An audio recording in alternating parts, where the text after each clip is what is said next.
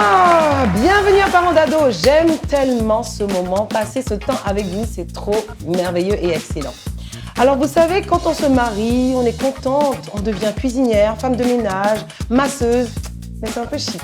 Ensuite, quand on a des enfants, on devient puéricultrice, nounou. Bon, ça fatigue un peu, mais ça va encore. Mais quand on devient maman d'adolescent, tu deviens inspecteur de police, détective privé, loupard et parfois videur. Être parent, c'est pas facile. Mais bienvenue à Parents d'Ado.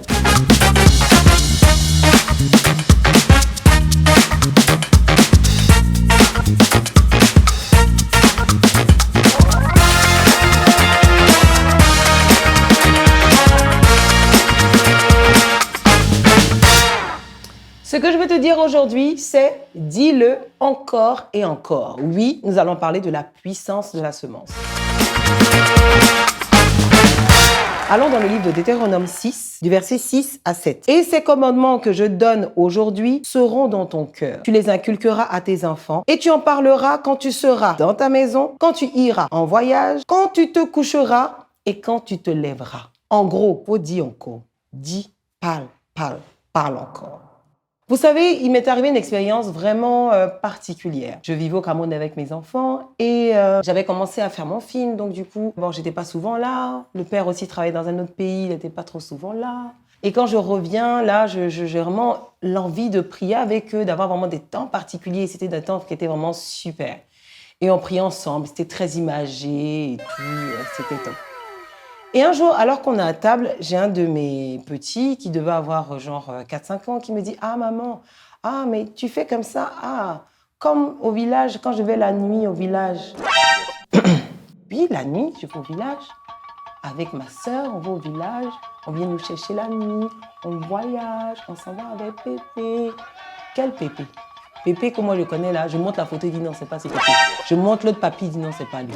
Mais c'est quel Pépé? Non, c'est un Pépé, il dit qu'il est mon Pépé. Il vient me chercher par là au village la nuit. C'est un Pépé. Je pensais que j'allais avoir une attaque. Nous qui aimons le Seigneur comme ça, nos enfants peuvent aller au village la nuit? Non, c'était juste incroyable. Mais j'ai compris après, j'ai posé des questions au Saint-Esprit. J'ai dit, mais comment cela se peut-il? Comment, alors qu'ils vont à l'église? Et là, le Seigneur m'a enseigné sur le maternage spirituel. C'est vrai que j'étais choquée, mais je devais parler au Saint-Esprit. Qu'est-ce qui se passait? Qu'est-ce que j'avais loupé? Et ce que le Saint-Esprit m'a fait comprendre, c'est qu'en vérité, moi, quand j'avais mes enfants, j'attendais qu'ils aient une compréhension plus grande pour partager avec eux la parole de Dieu, leur parler du Saint-Esprit, leur parler de la Bible. Et le Seigneur qui me demande, mais est-ce que lorsqu'un enfant est dans le ventre, est-ce qu'il n'est pas déjà né?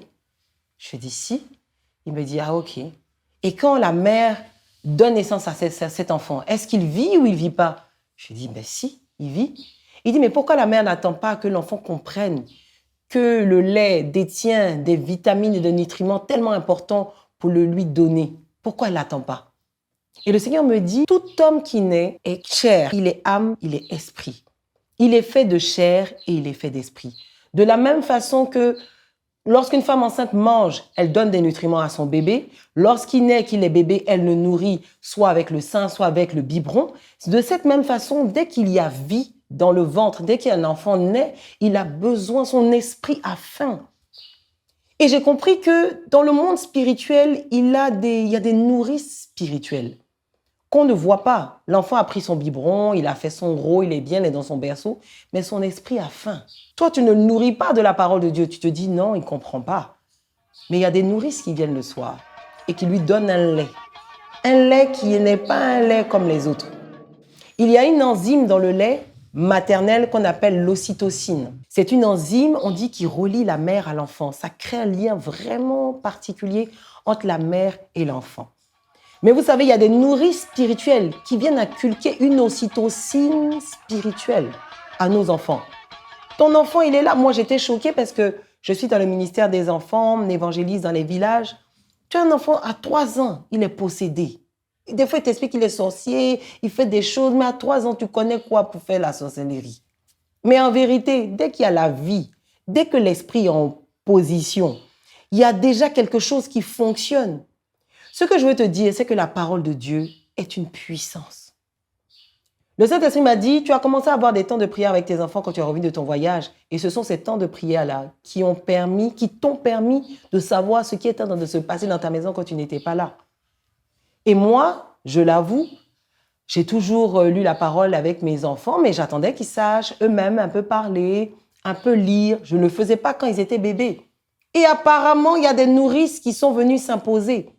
On a besoin de parler de la parole de Dieu. Quel que soit X ou Y, l'endroit où tu es, tu dois partager la parole de Dieu avec tes enfants encore et encore. C'est vrai que peut-être ils n'ont pas l'attitude qu'on attend. Ils ne sont pas pleins de résolutions, ils ne marchent pas par l'esprit, ils ne comprennent pas peut-être toutes les révélations, mais ils reçoivent une nourriture spirituelle. Tu nourris leur esprit. C'est important de nourrir leur esprit, que leur esprit soit fort, que leur esprit soit rempli. On donne souvent de la tchéké à manger pour nous, du coup, à nos enfants, pour qu'ils soient forts et musclés. Mais un tchéké spirituel est aussi important. Et il faut que tu le fasses encore et encore. Ne te lasse pas en te disant « Ah, mais je lui dis, il ne fait pas. Ah, nous, on prie pour lui, il ne le fait pas. » Il faut que tu le fasses. La semence, la parole de Dieu, on ne dit qu'elle ne retourne jamais à elle sans avoir produit son effet. La parole de Dieu, c'est comme un grand verre d'eau qu'on te lance au visage. Tu vas recevoir de l'eau, tu seras mouillé. C'est l'effet de la parole de Dieu. Tu vas baisser les têtes et nous allons prier. Seigneur Jésus, nous avons besoin de toi, encore une fois. Nous avons besoin que tu nous donnes cette attitude-là, cette habitude de pouvoir partager la parole avec nos enfants, leur parler de ce que Jésus fait, leur parler de l'action du Saint-Esprit dans leur vie. Nous avons besoin, Seigneur Jésus, quel que soit leur âge, de pouvoir être des bergers pour eux, pouvoir être des enseignants pour eux. Merci parce que tu le fais maintenant. Merci parce que tu nous donnes d'avoir un calendrier rigoureux qui nous permet de les enseigner, qui nous permet de leur donner de grandir en toi. Que ton nom soit glorifié encore. Agis dans nos maisons, agis dans nos familles, dans la vie de nos adolescents et de nos préadultes. Au nom de Jésus, nous avons prié. Amen. C'était Parents d'ado. On se retrouve tous les mercredis. J'attends ton témoignage, j'attends ton expérience et même ton sujet de prière. À bientôt.